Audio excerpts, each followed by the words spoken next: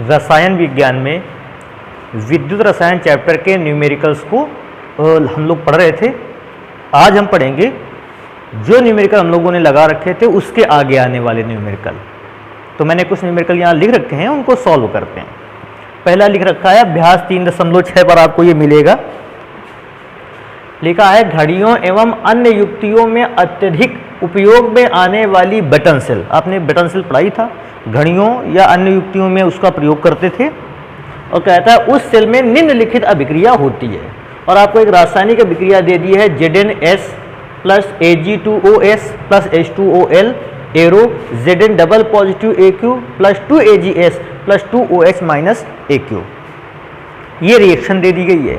और साथ में आपको एक और चीज़ दिया गया है कि Zn का जो मानक इलेक्ट्रॉन विभव है वो है -0.76 वोल्ट, और जो सिल्वर का मानक इलेक्ट्रॉन विभव है वह है 0.35। इस सेल के लिए आपको दो वैल्यू निकालनी है। कहता है डेल्टा Rg0 एवं A0 सेल की गणना करनी है। आपको ये दो वैल्यू बतानी है कि आपको क्या करना है, गणना। तो बेटा इन दोनों नंबर की गणना स्टार्ट करते हैं। सबसे पहले क्या करेंगे, हम लोग E0 ऑफ सेल निकालेंगे। और बेटा आप लोगों ने E0 ऑफ सेल निकालने का तरीका पढ़ रखा था। E0 ऑफ सेल निकालने का तरीका होता है E0 of cathode minus E0 of anode. ये फॉर्मूला होता है। अब फॉर्मूले में से कैथोड और एनोड की अभिक्रिया पहचान कैसे करें, रासायनिक अभिक्रिया को देखकर। देखो कैसे देखते हैं, ध्यान देने वाली बात है बेटा Zn सॉलिड फॉर्म में था, और बाद में मैं देखता हूं कि अभिक्रिया के बाद अर्थात तीर के निशान के बाद Zn डबल पॉजिटिव चार्ज में है। यहाँ सॉलिड स्टेट में था, यहाँ डबल पॉजिटिव चार्ज में आ गया, अर्थात सॉलिड स्टेट से डबल पॉजिटिव चार्ज स्टेट में आने के लिए जिंक ने अपने 2 इलेक्ट्रॉन त्यागे होंगे। क्योंकि जिंक ने इलेक्ट्रॉनों का त्याग किया है, जिंक पर ऑक्सीकरण विक्रिया संपन्न हुई है। और क्योंकि जिंक पर ऑक्सीकरण विक्रिया संपन्न हुई है, जिंक एनोड है। आपने पढ़ा भी था, जिस भी इलेक्ट्रोड पर ऑक्सीकरण विक्रिया होती थी वो एनोड का कार्य करता था। मैं क्या सोचता हूं, अगर जिंक एनोड है तो फिर सिल्वर जो है वो कैथोड का कार्य करेगा। फॉर्मूले पर लिखा है कैथोड का मानक इलेक्ट्रोड विभव और ऋण लगा के एनोड का मानक इलेक्ट्रोड विभव। तो एक काम कर लेते हैं, इसको सॉल्व कर लेते हैं। कैथोड का काम सिल्वर कर रहा था, तो सिल्वर की वैल्यू 0.35 माइनस E0A अर्थात एनोड का कार्य कर रहा है जिंक, तो जिंक की वैल्यू लेते हैं -0.76 वोल्ट। इसको और बेटा सॉल्व करोगे तो माइनस कर देगा प्लस, इन दोनों वैल्यू को जोड़ना होगा तो वैल्यू आ जाएगी 1.11 वोल्ट। ये वैल्यू आपको प्राप्त हो गई। ये तो वैल्यू किसकी आ गई, E0 सेल की। लेकिन हमें डेल्टा Rg0 की भी वैल्यू निकालनी है, तो उसकी वैल्यू भी निकालते हैं, कैलकुलेट कर लेते हैं। फॉर्मूला होता है delta Rg0 is equal to -NF E0 of cell. ये फॉर्मूला होता है। अच्छा, डेल्टा Rg0 की वैल्यू बाद में क्यों निकाली, रीजन है कि जब तक हमको E0 ऑफ सेल नहीं पता होगा, हम डेल्टा Rg0 अर्थात मानक मुक्त ऊर्जा या गिब्स ऊर्जा की वैल्यू नहीं निकाल पाएंगे। तो मैंने इसलिए सबसे पहले E0 ऑफ सेल की वैल्यू निकाली है। बेटा माइनस लगा देते हैं, n की वैल्यू कैसे निकालेंगे, तो n अभिक्रिया में आपको ये देखना होता है कि इस रासायनिक अभिक्रिया में एनोड द्वारा कितने इलेक्ट्रॉनों का त्याग किया गया है या कैथोड द्वारा कितने इलेक्ट्रॉनों को ग्रहण किया गया है। तो आप एनोड को देख सकते हैं, अर्थात जिंक को देखिए, जिंक ने कितने इलेक्ट्रॉनों का त्याग किया था, 2, क्योंकि जिंक ने 2 इलेक्ट्रॉनों का त्याग किया था। मैं ये लिख सकता हूं कि n की वैल्यू कितनी है, 2। F आप सभी जानते हो, F की वैल्यू, F होता है फैराडे नियतांक, और फैराडे नियतांक की वैल्यू अगर देखेंगे तो तकरीबन होती है 96,500 कूलम। बेटा E0 ऑफ सेल की वैल्यू आएगी तो E0 ऑफ सेल की वैल्यू लिख देंगे 1.11। इस वैल्यू को अगर कैलकुलेट करते हैं बेटा, ये सारी वैल्यू अगर हम इसको कैलकुलेट करने की कोशिश करें तो तकरीबन इस वैल्यू को कैलकुलेट करने पर 214,230 इतना जूल आंसर आता है। अगर इस वैल्यू को आप कैलकुलेट करोगे लगभग इतना आंसर आपका आएगा। ये आपका जूल में आंसर है, लेकिन अगर आप ऐसा चाहते हो कि हम इस जूल में आई हुई एनर्जी को किलो जूल में चेंज करना चाहते हैं, तो आपको एक काम करना होगा, आपको 0.3 अंक आगे की ओर खिसका देना होगा। 0.3 अंक आगे खिसका देगा तो कितना हो जाएगा, 214.230। ये इतना आंसर आपका आ जाएगा, लेकिन ये वैल्यू काहे में होगी, किलो जूल में। एक और चीज है, अगर आप इसको मानक परिस्थितियों में लिखना चाहते हो तो मानक परिस्थिति में करने के लिए अभी दशमलव यहाँ है, 2 अंक और आगे कर लीजिए तो आ जाएगा 2.14। मैं पूरी वैल्यू को नहीं लिखता हूं, इंटू 10⁵ और इसको जूल में लिख सकते हैं। तो इस प्रकार से अगर आप मानक परिस्थितियों में लिखना चाहते हो तो इस प्रकार से आंसर दे सकते हो।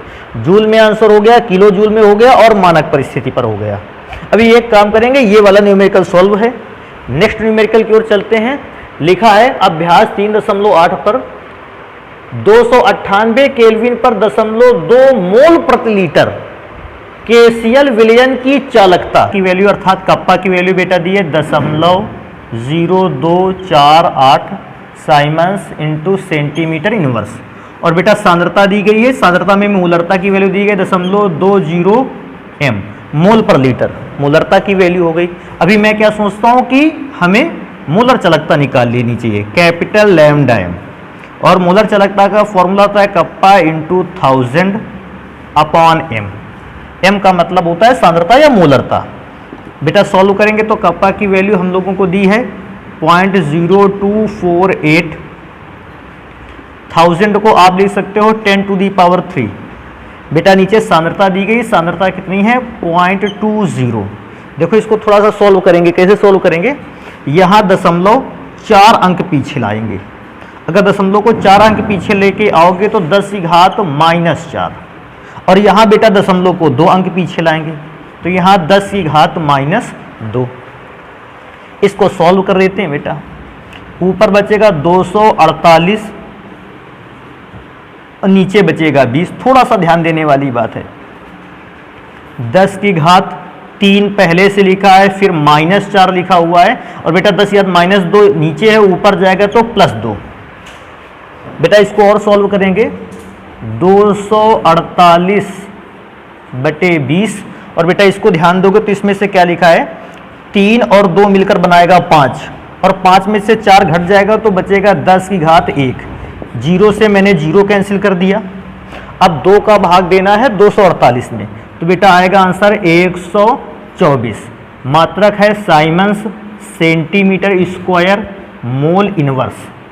एक काम और कर सकते हो, इसमें से क्या काम किया जा सकता है कि आपके पास जो भी वैल्यू आई है इसको मानक परिस्थिति में लिख सकते हो। मानक परिस्थिति में क्या, 0.2 अंक आगे लगा सकते हो, 1.24 इंटू 10⁻2 साइमन्स सेंटीमीटर स्क्वायर और मोल इनवर्स, ये इसका यूनिट हो जाएगा। तो इस प्रकार से इस न्यूमेरिकल को लगाया जा सकता है। आप इसको जल्दी से नोट करते हैं, फिर इसके बाद हम लोग पढ़ेंगे आगे के न्यूमेरिकल्स। अगला सवाल है बेटा अभ्यास 3.9 में से लिखा हुआ है 298 केल्विन पर एक चालकता सेल जिसमें 0.001 मोल पर लीटर विलयन का सांद्रता का विलयन भरा। मैं सांद्रता सबसे पहले लिख लेता हूं, सांद्रता है 0.001। बेटा आप इसको m भी लिख सकते हैं या मोल पर लीटर भी लिख सकते हैं। सांद्रता का विलयन है जिसका प्रतिरोध 1500 ओम है, 1500 ओम प्रतिरोध को बेटा R से लिखते हैं, और ये वैल्यू है 1500 ओम। कहता है यदि 0.001 मोल पर लीटर अर्थात इसी विलयन में KCl की चालकता 298 केल्विन पर इतनी हो। चालकता का मतलब बेटा कप्पा, मैंने पहले बताया था चालकता का अर्थ है कप्पा या विशेष चालकता। 0.146 गुणे 10⁻3 मात्रक लिख देते हैं साइमन सेंटीमीटर इनवर्स। बोलता है, कहता है विलयन के, हाँ तो सेल का स्थिरांक ज्ञात करो। बेटा सेल स्थिरांक ज्ञात कर सकते हैं। सेल स्थिरांक का एक बड़ा ही आसान सा फॉर्मूला था, चालकता बराबर 1/प्रतिरोध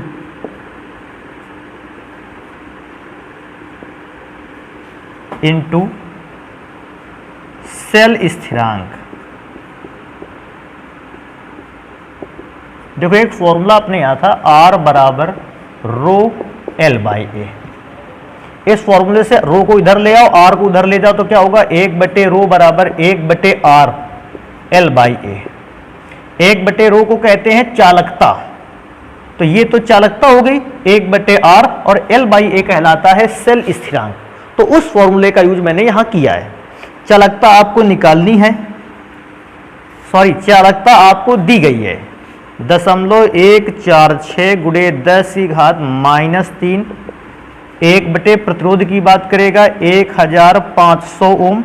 बेटा लास्ट में सेल स्थिरांक है, मैं लिख देता हूं यहां सेल स्थिरांक। इसका इसमें गुणा हो जाएगा आके बेटा, ये भाग में इधर इधर गुणा में हो जाएगा, तो क्या हो जाएगा 1500.146 गुणे 10⁻³ इसको थोड़ा सा उधर देखते हैं क्या बचेगा बेटा। उधर केवल लिखना है आपको सेल स्थिरांक। मैं क्या सोचता हूं, इनका गुणा करा लेते हैं। 2 जीरो है, 10⁻³ लिखा हुआ है, डबल जीरो के कारण इसको लिख लेते हैं 10⁻²। मैं क्या सोचता हूं, यहां बचता है 15 और यहां कुछ नंबर बचता है, उससे गुणा करा लेते हैं। 15 का 6 में हुआ, 15 में का 6 में होगा 90, 9 बच गया। फिर 15 का 4 में हुआ 60, और 60 और 9 होता है 69, 6 बच गया। अभी 15 का 1 में 15 और 6 21 आएगा। तो इस प्रकार से वैल्यू आएगी, लेकिन उस वैल्यू पर भी 3 अंक के बाद 1 2 3 अंक के बाद दशमलव लगा होगा। वैल्यू को सॉल्व करते हैं। 2.19, जीरो लिखने का कोई भी अर्थ नहीं है। 10⁻³ में से 10⁻² चला जाएगा तो 10⁻⁻1। इसको तो ऐसे भी लिख सकते हैं 0.219 भाई, -1 है, 0.1 अंक आगे आ जाए 219। और क्योंकि आपने सेल स्थिरांक निकाला था, मात्रक होता है सेंटीमीटर इनवर्स। तो इस प्रकार से इस क्वेश्चन को हम सॉल्व कर लेंगे। नेक्स्ट क्वेश्चन की ओर चलते हैं। अगला क्वेश्चन लिखा हुआ है 0.00241 मोल पर लीटर एसिटिक अम्ल की चालकता। सबसे पहले तो मैं सांद्रता जो लिखी है मैं वो सांद्रता लिख लेता हूं।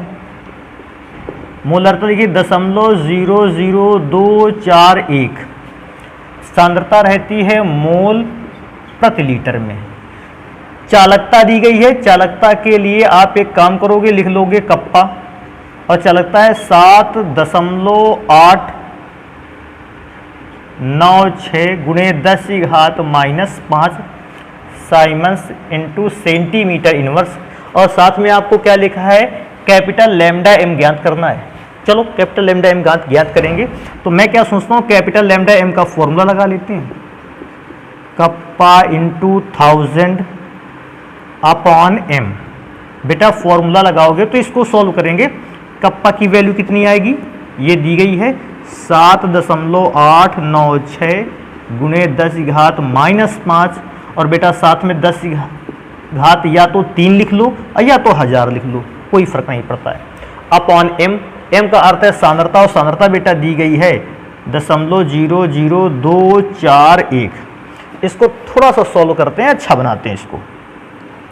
ये 000 समाप्त, यहां से दशमलव खत्म, 0.3 अंक पीछे चला गया। अब इसमें से थोड़ा सा ऐसा सोच सकते हैं कि दशमलव जाएगा बेटा 3 अंक पीछे, 3 और 2 5 अंक पीछे जाएगा। तो ऊपर 7896 इंटू 10⁻⁻5, यहाँ 241, क्योंकि दशमलव को 5 अंक पीछे भेज रहे हो इसलिए 10⁻⁻5। ये नंबर इसको कैंसिल कर देगा। और बेटा जब कैपिटल लैम्डा एम की वैल्यू आप निकालोगे, इस नंबर को कैलकुलेट करोगे, तो आपका आंसर आएगा 32.76 centimetre square siemens into mole inverse. ये वैल्यू आपको मिलेगी। तो पहला तो आपका ये कैलकुलेट हो गया क्या, कैपिटल लैम्डा एम। अभी उसने क्या कहा था, यदि अनंत तनुता पर मूलर चालकता, अनंत तनुता पर मूलर चालकता को हम लिखते हैं या तो इन्फिनिटी लगा देते हैं या तो 0 लगा देते हैं। 390.5 साइमन्स सेंटीमीटर स्क्वायर और मोल इनवर्स, ये वैल्यू दी गई है। कहता अगर ये हो तो एक तो वियोजन स्थिरांक, और बेटा आपको पता है वियोजन स्थिरांक से पहले आपको निकालना होता है वियोजन की मात्रा, और वियोजन की मात्रा का सूत्र देखो मैं यहां लिख लेता हूं। वियोजन की मात्रा को लिखते हैं अल्फा से, और सूत्र होता है दी गई सांद्रता पर मोलर चालकता और अनंत तनुता पर मोलर चालकता, यह अनुपात होता है। जो भी सांद्रता आपको दी गई थी उस पर आपने मोलर चालकता कितनी निकाली है, नीचे अनंत तनुता पर कितनी मोलर चालकता आई है।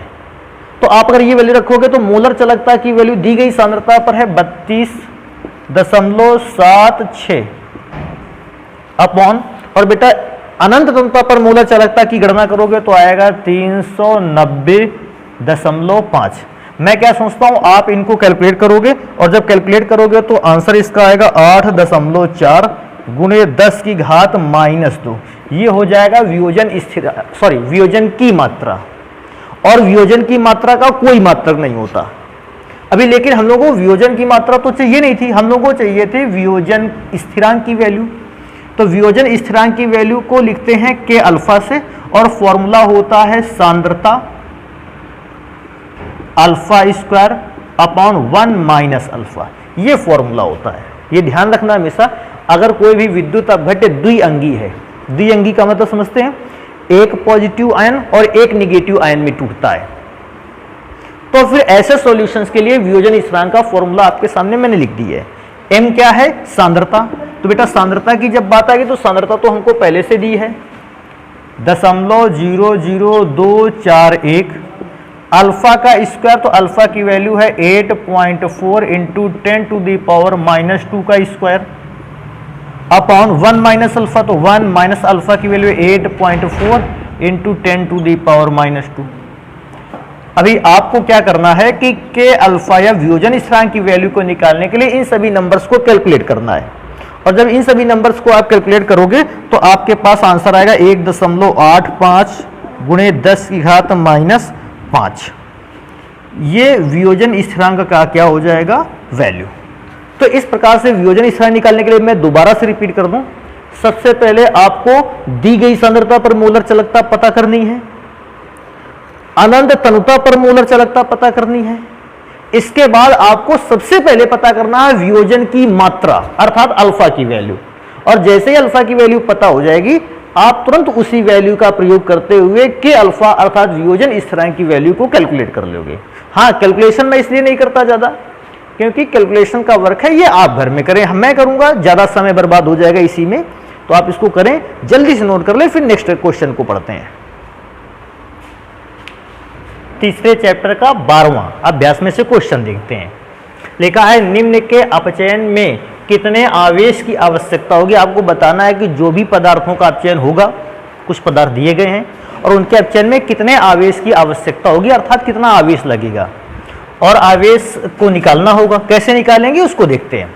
सबसे पहले फर्स्ट पार्ट को सॉल्व करते हैं। लिखा है 1 मोल Al ट्रिपल पॉजिटिव चार्ज को, अर्थात Al ट्रिपल पॉजिटिव चार्ज जो है वो केवल 1 मोल है, और उसको हमें चेंज काहे में करना है, Al में, तो 1 मोल Al बनाना है। या मैं 1 मोल जब होता है तो मैं लिखता भी नहीं, ऐसे लिखा जाता है। अच्छा, ध्यान देने वाली बात है, ट्रिपल पॉजिटिव चार्ज का मतलब है 3 इलेक्ट्रॉन की कमी है, और उन 3 इलेक्ट्रॉनों की कमी को पूरा करने के लिए मैंने यहां 3 इलेक्ट्रॉन जोड़ रखे हैं। अब इस अभिक्रिया को ध्यान से क्या देखना है, इसका अर्थ है 1 मोल Al ट्रिपल प्लस चार्ज, 1 मोल एल्यूमिनियम आयन, इसका मतलब है 1 मोल एल्यूमिनियम धातु। तो इसका मतलब क्या है, अगर ये 1 मोल एल्यूमिनियम आयन है, ये 1 मोल एल्यूमिनियम धातु है, तो ये 3 मोल इलेक्ट्रॉन है। 1 मोल इलेक्ट्रॉन का आवेश 1 फैराडे कहलाता है, तो 3 मोल इलेक्ट्रॉन का आवेश 3 फैराडे आवेश के बराबर होगा। अर्थात इस अभिक्रिया को संपन्न करने के लिए या अपचयन को कंप्लीट करने के लिए 3 फैराडे आवेश की आवश्यकता होने वाली है। निकालते हैं फिर इसको कैसे। बेटा आवेश को Q से लिखते हैं, और Q बराबर है 3F। 3F की वैल्यू आप रखोगे 96,500 कूलाम। इसको मैं क्या सोचता हूं, कैलकुलेट कर लेते हैं। अगर इसको कैलकुलेट करोगे बेटा तो 00 3 का 5 में हुआ,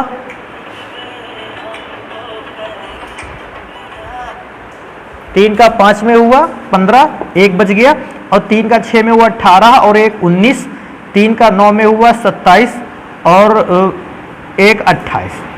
तो 2,89,500 कूलाम आवेश की आवश्यकता होगी। पहला क्वेश्चन सॉल्व। सेकंड पर आ जाते हैं। कहता है 1 मोल कॉपर आयन को कॉपर में चेंज कर देना है, तो आपको कॉपर आयन लेना है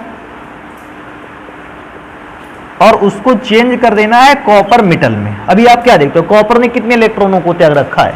2 इलेक्ट्रॉनों को त्याग रखा है। तो कॉपर ने 2 इलेक्ट्रॉनों को क्योंकि त्याग रखा है, आप देखोगे इसको संतुष्ट करने के लिए 2 मोल इलेक्ट्रॉन की आवश्यकता होगी।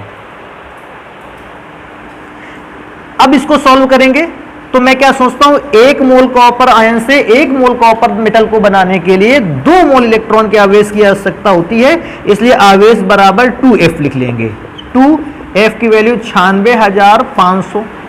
मैं क्या सोचता हूं, इसको कैलकुलेट कर लेते हैं, 1,93,000 ये वैल्यू आपको आ जाएगी। इतने कूलाम आवेश की आवश्यकता होगी। थर्ड नंबर पे आ जाते हैं। और बेटा मैं क्या देखता हूं इसमें से कि तीसरा नंबर थोड़ा सा अलग टाइप, MnO4 माइनस चार्ज को आपको चेंज कर देना है Mn डबल प्लस। इसको बैलेंस करने के तरीके बेटा अलग हैं। क्यों तरीका अलग है? क्योंकि अभी तक आपने जितने भी अपचयन की विक्रियाओं को देखा, केवल एल्यूमिनियम से एल्यूमिनियम प्राप्त करना था, कॉपर आयन से कॉपर को प्राप्त करना था, लेकिन इस बार मैग्नीशियम के साथ ऑक्सीजन भी है, तो इसलिए डायरेक्ट चार्ज की गणना नहीं की जा सकती। कैसे करेंगे? देखो यहां पर मैग्नीशियम पर डबल पॉजिटिव चार्ज है, इसलिए मैग्नीशियम की ऑक्सीकरण संख्या +2। यहां ध्यान देते हैं बेटा, थोड़ा सा कठिन है लेकिन इसको जल्दी से समझ जाएंगे। कैसे समझेंगे? Mn की ऑक्सीकरण संख्या को x मानते हैं, एक ऑक्सीजन की ऑक्सीकरण संख्या होती है -2, तो 4 ऑक्सीजन की ऑक्सीकरण संख्या होती है -8 बराबर दूसरी ओर माइनस का 1, x बराबर -8 में से बेटा उधर जाएगा तो +8, +8 में से -1 चला गया तो प्लस का कितना बचने वाला है? 7। अब मैं क्या सोचता हूं, ऑक्सीकरण संख्या यहां +7 है और यहां +2 है, दोनों की ऑक्सीकरण संख्या के मध्य अंतर कितने का है? आप बताओगे सर 5 का अंतर है। इधर +7 है, आप इसको ध्यान दो, +2 को इधर भेजोगे कैंसिल हो जाएगा, -2 हो जाएगा क्या, तो 7 में से 2 चला गया तो +5 बचा, और +5 को बैलेंस करने के लिए आपको 5 मोल इलेक्ट्रॉन की आवश्यकता होगी। और इस दौरान अगर आवेश की गणना करनी भाई तो फॉर्मूला होगा 5F। 5 अब F की वैल्यू 96,500 कूलाम। बेटा अभी एक काम कर सकते हो, इसको आप स्वयं में कैलकुलेट कर सकते हो, मैं कैलकुलेट किए देता हूं। 0 0 5 का 5 में हुआ 25, 2 बच गया, 5 का 6 में हुआ 30 और 2 32 की 2, 3 बच गया, और 5 का 9 में हुआ 45, 3 48। तो इतना आंसर आपका आ जाएगा कूलाम, 1,93,000। नेक्स्ट क्वेश्चन पे आ जाते हैं बेटा। अगला क्वेश्चन लिखा है अभ्यास 3.13 का, लिखा है निम्न को प्राप्त करने में कितने फैराडे विद्युत आवेश की आवश्यकता होगी। ध्यान देने वाली बात है, लगभग ऐसा ही क्वेश्चन, लेकिन उसमें से क्या है कि आपको यह बताना है कितना फैराडे आवेश लगेगा। जैसे मैंने जो यहां बता देना था कि 3 फैराडे आवेश लगेगा, ये वैल्यू कैलकुलेट करके नहीं दिखानी, आपको केवल ये बता देना है कितना फैराडे चार्ज जो है आवश्यक होगा। तो आपको फैराडे में चार्ज बताना है, कैलकुलेट करके कूलाम में आंसर नहीं निकालना है। कैसे? मैं लिखता हूं। सबसे पहला फर्स्ट पार्ट सॉल्व करते हैं और इधर सॉल्व कर लेते हैं। फर्स्ट पार्ट लिखता है गलित कैल्शियम क्लोराइड। आपके पास गलित कैल्शियम क्लोराइड है। सबसे पहले मैं जानना चाहूंगा कैल्शियम क्लोराइड आयनों में टूटेगा तो Ca पर डबल प्लस और 2Cl पर माइनस चार्ज, इस प्रकार से आयनों में टूटेगा। यह भी ध्यान देने वाली बात है कि कॉपर पर कैल्शियम पर डबल प्लस चार्ज है। कैल्शियम अगर कैल्शियम के मेटल में चेंज होना चाहेगा उसको बेटा 2 मोल इलेक्ट्रॉन की आवश्यकता होगी। देखो डबल पॉजिटिव चार्ज है, 2 मोल इलेक्ट्रॉन की आवश्यकता होगी। और ये भी बात बेटा विशेष याद रखनी चाहिए आपको कि कैल्शियम का जो परमाणु भार होता है वो होता है 40। 40 का मतलब है 2 मोल इलेक्ट्रॉन से आप 40 ग्राम कैल्शियम को प्राप्त कर सकते हो। ये बात आपको याद होनी चाहिए कि कैल्शियम का परमाणु भार होता कितना है।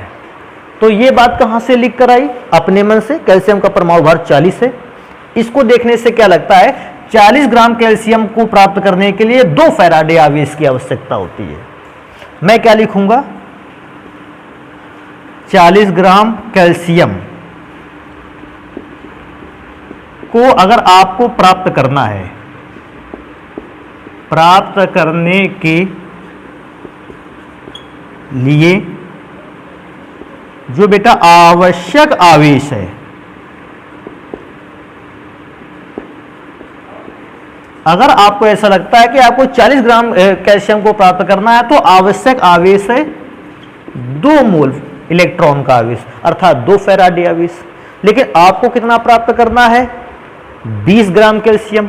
आप एक काम कर सकते हो, सबसे पहले 1 ग्राम कैल्शियम को प्राप्त करने के लिए आवश्यक आवेश निकाल लेते हैं। 1 ग्राम कैल्शियम को प्राप्त करने के लिए आवश्यक आवेश रहेगा 2 फैराडे बटे 40। लेकिन हमको कितना ग्राम निकालना है, 20 ग्राम। तो इसको लिखेंगे 20 ग्राम कैल्शियम को प्राप्त करने के लिए आवश्यक आवेश बराबर, बेटा 1 ग्राम को प्राप्त करने के लिए इतना चाहिए था, तो 20 ग्राम को प्राप्त करने के लिए 2 बटे 40 इंटू 20। हमेशा इस बात को याद रखो, 40 ग्राम से 1 ग्राम पर है, अर्थात वैल्यू ज्यादा से कहां पर आई है, कम पर। तो आप नंबर को 40 का क्या करोगे, भाग। ये 1 ग्राम के लिए आ गया, अब आप 1 ग्राम से 20 ग्राम के लिए आए, आप कम वैल्यू से ज्यादा के लिए आ रहे, इसलिए आपने गुना कर दिया। और बेटा 40 से ये पूरा 40 कैंसिल हो गया, 1 फैराडे आवेश की आवश्यकता होने वाली है। ऐसे इसको कैलकुलेट करोगे, क्योंकि इसका सेकेंड पार्ट भी है, मैं सेकेंड पार्ट को भी कैलकुलेट करके दिखाता हूं। सेकेंड पार्ट को कैसे कैलकुलेट करेंगे, कहता है गलित Al2O3 को। तो मेरे पास Al2O3 है गलित अवस्था में, सबसे पहले इसका आयनन कराते हैं। तो क्या ऐसा आयनन प्राप्त होगा, 2Al triple positive charge plus 3 oxygen और डबल माइनस चार्ज। अब इसको थोड़ा सा सही कर लेते हैं, कैसे, 2Al, या ऐसा कर लेते हैं कि लिख लेते हैं 2Al ट्रिपल पॉजिटिव चार्ज को आपको बदल देना है एल्यूमिनियम मेटल में।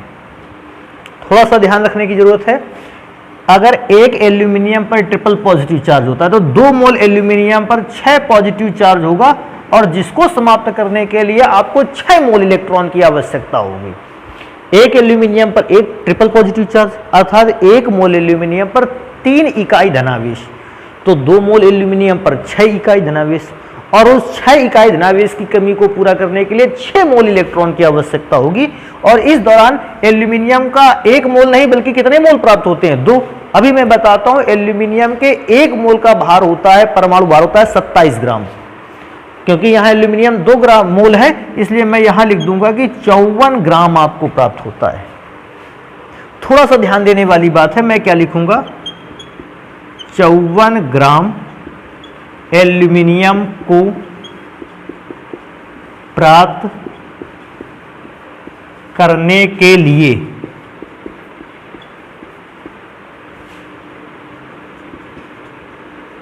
आवश्यक आवेश,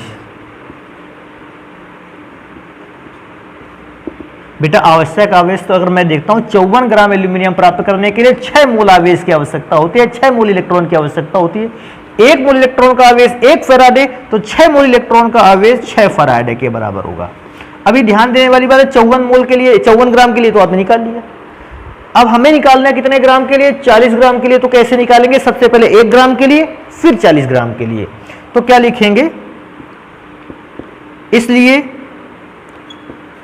1 ग्राम एल्यूमिनियम को प्राप्त करने के लिए आवश्यक आवेश बराबर, बेटा देखो ज्यादा से कम पर आ रहे हैं ना, 54 से 1 पर आ रहे हैं, तो 6 बटे 54 आपको भाग देकर आंसर निकालना है।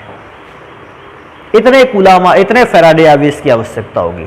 लेकिन प्रॉब्लम क्या है, ये तो 1 ग्राम के लिए नहीं वैल्यू निकाली, हमें कितने ग्राम के लिए निकालनी थी, 40 ग्राम। तो मैं नेक्स्ट लाइन पे जल्दी से ही लिख दूंगा, 40 ग्राम एल्यूमिनियम को प्राप्त करने के लिए आवश्यक आवेश 6 बटे 54। मैं क्या बोलता हूं, 1 से 40 पर आए हैं, छोटी वैल्यू से बड़ी वैल्यू पे आए हैं तो गुना कर लीजिएगा, इतना फर्क। अब इसको मैं क्या कर लेता हूं, कैलकुलेट कर लेता हूं। 6 से 54 को डिवाइड करेंगे तो 9 बार में डिवाइड होगा। अभी मैं क्या सोचता हूं, 9 से 40 को डिवाइड कर देते हैं, तो बेटा 4.44 फैराडे आवेश। ये आंसर आ जाएगा आपको। 9 से 40 को डिवाइड करोगे 4.44 के इसके आसपास ये वैल्यू लगातार चलती रहेगी, ऐसा कुछ आंसर आपको प्राप्त होने वाला है। तो एक काम करते हैं बेटा, इनको जल्दी से नोट करते हैं, फिर पढ़ते हैं नेक्स्ट क्वेश्चन। बेटा अभ्यास में चैप्टर नंबर 3 का 14वां नंबर क्वेश्चन देखते हैं। लिखा है निम्न को आकर्षित करने में कितने आवेश की आवश्यकता होगी। देखो इसमें से फिर आवेश की डिमांड की है, तो आवेश की वैल्यू कूलाम में निकालेंगे, फैराडे में इस बार कुछ भी हमें नहीं देना है। तो एक एक क्वेश्चन को सॉल्व करते हैं। देखो सबसे पहले कैसे, फर्स्ट पार्ट में लिखा है 1 मोल H2O है। अगर आपके पास 1 मोल H2 है तो उसमें से ऑक्सीकरण कैसे, ऑक्सीजन कैसे प्राप्त होती है। देखो बेटा कैसे ऑक्सीजन प्राप्त होती है, सबसे पहले आप यहाँ लिख दोगे O2, क्योंकि ऑक्सीजन 1 है इसलिए हाफ O2 रखेंगे, 2 से 2 कैंसिल हो जाए, 1 मोल ऑक्सीजन बचे। 2 हाइड्रोजन है तो 2H पॉजिटिव आयन प्लस 2 मोल इलेक्ट्रॉन। मैं क्या सोचता हूं, जब जल को ऑक्सीजन में ऑक्सीकरण किया जाता है 2 फैराडे आवेश की आवश्यकता होती है, तो बस यही मुझे निकालना है। तो आवेश बराबर कितना निकालना है, 2 फैराडे आवेश। 2 फैराडे आवेश होता है 96,500 कूलाम के बराबर। कैलकुलेट करोगे बेटा 1,93,000 कूलाम, इतना आवेश की आवश्यकता आपको होने वाली है। तो बिल्कुल आसान सा था, आप इसको बिल्कुल आसानी से निकाल सकते हैं। थर्ड पार्ट देखते हैं, लिख रहा है FeO को चेंज कर देना है Fe2O3। देखो बेटा थोड़ा ध्यान से इस बात को देखते हैं, Fe2O3 में चेंज हुआ कैसे रिएक्शन करेगा। यहां Fe देखते हैं, यहां Fe में एक ऑक्सीजन जुड़ा है डबल प्लस की स्टेज पे। यहां Fe2O3 को अगर आयनों में तोड़ोगे तो Fe पर ट्रिपल पॉजिटिव चार्ज मिलेगा। बस मुझे इतना देखना है कि Fe की ऑक्सीकरण अवस्था पहले कितनी थी और ऑक्सीकरण अवस्था बाद में कितनी हो गई Fe की। तो पहले Fe की ऑक्सीकरण संख्या +2 थी और बाद में ऑक्सीकरण संख्या हो गई +3, अर्थात इस दौरान ऑक्सीकरण संख्या में चेंज कितने का आया। देखो 2, इसका अर्थ क्या था, Fe ने पहले 2 इलेक्ट्रॉन त्यागे थे, बाद में Fe ने 3 इलेक्ट्रॉन त्यागे हैं। इसका मतलब है पहले 2 त्यागे थे, बाद में 3 त्यागे, इसका मतलब है उस दौरान 1 इलेक्ट्रॉन त्यागा गया। भाई 2 से 3 का मतलब अर्थ है पहले 2 इलेक्ट्रॉनों की कमी थी, अब 3 इलेक्ट्रॉनों की कमी है, इसका मतलब इस बीच में 1 इलेक्ट्रॉन और कमी हो गई। मैंने वो इलेक्ट्रॉन जस्ट साइड पर लिख रखा है। अब इसको लिखने का अर्थ है, आप समझते हैं 1 मोल इलेक्ट्रॉन का अर्थ है 1 फैराडे आवेश। तो मैं यहां लिख दूंगा आवेश बराबर 1 फैराडे आवेश चाहिए, तो 1 फैराडे आवेश होता है 96,500 कूलाम। 96,500 कूलाम ही आंसर आ जाएगा इसका, तो कोई भी प्रॉब्लम क्रिएट होने वाली नहीं है। तो इस प्रकार से इसको आसानी से सॉल्व कर सकते हो। नेक्स्ट क्वेश्चन पर चलते हैं, इसको देख लेते हैं कितना आंसर है इसका, कैसे निकलेगा। निकिल नाइट्रेट का एक सॉल्यूशन दिया गया है, कहता है उस पर हमने प्लेटिनम के इलेक्ट्रोड लगाए और उनके बीच में 5 एम्पियर की धारा को प्रोवाइड किया। तो I = 5 एम्पियर के करंट को फ्लो किया गया, वो भी 20 मिनट तक। तो टाइम है 20 मिनट। मैं क्या सोचता हूं, क्योंकि मिनट में है इसको सेकंड में चेंज कर लेते हैं 60 का गुना करते हुए। 60 का गुना करोगे बेटा तो 1200 मिनट, सॉरी सेकंड, इतना सेकंड इसका टाइम आ गया। कहता है कि अगर हम इसका विद्युत अपघटन कराते हैं तो निकिल की कितनी मात्रा कैथोड पर जमा होगी। देखो बेटा कैसे इसको समझते हैं। NiNO3 के होल ट्वाइज में निकिल को अगर आयनों में तोड़ा जाए तो निकिल पर होता है डबल पॉजिटिव चार्ज, और कहता है इस निकिल को हमें प्लेट पर चिपकाना है, कैथोड पर चिपकाना है। तो कैथोड पर चिपकने के बाद निकिल पर किसी भी प्रकार का आवेश नहीं बचता है। जब भी कोई पदार्थ किसी प्लेट पर डिपॉजिट होता है उस पर ना तो पॉजिटिव चार्ज बचता है ना ही निगेटिव चार्ज बचता है। निकिल का भी सेम होगा, पहले निकिल नाइट्रेट सॉल्यूशन में था, डबल पॉजिटिव आयन के फॉर्म में था। क्यों डबल पॉजिटिव आयन के फॉर्म में था, मैं इसको ऐसे लिख सकता हूं, निकिल नाइट्रेट को लिख सकते हैं ऐसे। फिर इसका क्या कराया गया, आयनन, तो निकिल पर डबल पॉजिटिव चार्ज और 2NO3 पर नेगेटिव चार्ज, ऐसे आयनों में टूटेगा। उसके बाद क्या होगा, Ni double positive charge 2 electrons को या 2 मोल इलेक्ट्रॉन्स को ग्रहण करते हुए निकिल सॉलिड में चेंज हो जाएगा। भाई क्या है, डबल पॉजिटिव चार्ज का मतलब 2 इलेक्ट्रॉन की कमी, मैंने उसको 2 मोल इलेक्ट्रॉन दे दिए, निकल के इलेक्ट्रॉनों की कमी पूरी हो गई और सॉलिड फॉर्म में बदल गया, ऐसे बोल सकते हैं। इस दौरान कितना आवेश चाहिए? 2 फैराडे चार्ज की आवश्यकता होगी। कहता है कितनी मात्रा कैथोड पर मुक्त होगी। तो एक और इंपॉर्टेंट फैक्ट है, क्या इंपॉर्टेंट चीज है बेटा, निकिल का जो परमाणु भार होता है वो होता है 58.7 ग्राम। मुझे यही निकालना है कि कितने ग्राम आपको निकिल जो है वो कैथोड पर क्या कर देना है, जमा कर देना है। तो इसको आपको ज्ञात करके दिखाना है। इसको ज्ञात करने के लिए एक फॉर्मूला डायरेक्ट भी आता है बेटा। क्या आता है? W बराबर AIT/NF। ये फॉर्मूला अगर आप अप्लाई कर लेते हो इस प्रकार के क्वेश्चंस को सॉल्व करने के लिए, मैं क्या सोचता हूं, ऐसा बेटर फॉर्मूला है। आप इससे अलग मेथड से भी लगा सकते हैं, मैं ये नहीं कहता अलग मेथड से होता नहीं, अलग मेथड से भी है, लेकिन ये मेथड मैं क्या सोचता हूं सबसे बेस्ट है। ए क्या है? एटॉमिक मास या एटॉमिक वेट जितना दिया गया है। आई क्या है? करंट की अमाउंट। टी क्या है? कितने समय तक प्रोवाइड किया गया है। एन की वैल्यू है कि कितने मोल, और एफ का अर्थ है फैराडे आवेश। अगर इसको सॉल्व करोगे तो देखो बेटा, ए की वैल्यू है 58.7, आई की वैल्यू है 5 एम्पियर, टी की वैल्यू है 1200 अपॉन एन की वैल्यू है 2 मोल इलेक्ट्रॉन, और एफ की वैल्यू होती है 96,500। मैं क्या सोचता हूं, इस 00 से 00 को काट देते हैं, इससे इसको काट देते हैं 6 बार में, तो इस प्रकार से वैल्यू कैंसिल हो जाएगी। और मैं क्या सोचता हूं, 5 से इसको काट देते हैं, तो 5 का एक बार मिल जाएगा 5, 4, 45, एक बचा है, 5 से 15 काटेंगे इसको इस प्रकार से। अब मैं क्या सोचता हूं कि आप लोग एक काम करोगे, आप लोगों का वर्क है कि आप इन सभी नंबर्स का क्या करोगे, कैलकुलेशन करोगे। और कैलकुलेशन करने पर मैं क्या बताता हूं, ये आंसर आएगा इसका 1.825 ग्राम। तो इसका कैलकुलेट कर लीजिएगा, आपका तकरीबन 1.825 ग्राम के आसपास इसका आंसर आएगा। कैलकुलेशन मैं इसलिए नहीं करता हूं, टाइम ज़्यादा बर्बाद ना हो हमारा, हम कम समय में ज़्यादा से ज़्यादा क्वेश्चंस को हल कर ले। तो मैं क्या सोचता हूं, इससे अलावा भी दूसरा मेथड होता है, लेकिन मेरे अंदाजे में इससे बेस्ट मेथड कोई नहीं है।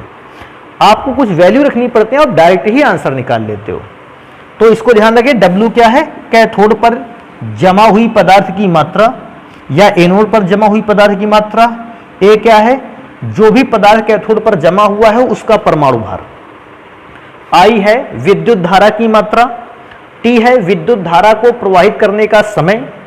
N है कितने मोल इलेक्ट्रॉन ट्रांसफर हुआ है, तो 2 मोल इलेक्ट्रॉन ट्रांसफर हुआ था, N की वैल्यू। और F की वैल्यू आप सभी जानते हैं, फैराडे कांस्टेंट कहते हैं, 96,500 कूलाम इसकी वैल्यू आप रख सकते हैं। आप एग्जैक्ट वैल्यू 96,487 कूलाम भी रख सकते हैं, लेकिन मैं क्या सोचता हूं 96,500 कूलाम से कैलकुलेशन थोड़ा सा आसान होने वाला है, वो बेटर रहेगा। तो बेटा आज की क्लास में हम इतने ही न्यूमेरिकल को रखेंगे। अभी एक क्लास और हम लोगों की लगेगी जिसमें हम लोग इस चैप्टर के न्यूमेरिकल को पढ़ेंगे, और उस क्लास में हम इस चैप्टर के समस्त सभी प्रकार के न्यूमेरिकल्स को पढ़ चुके होंगे, और फिर चैप्टर स्टार्ट करेंगे कोई नया दूसरा वाला। तो एक काम करते हैं, मिलते हैं फिर नेक्स्ट क्लास में।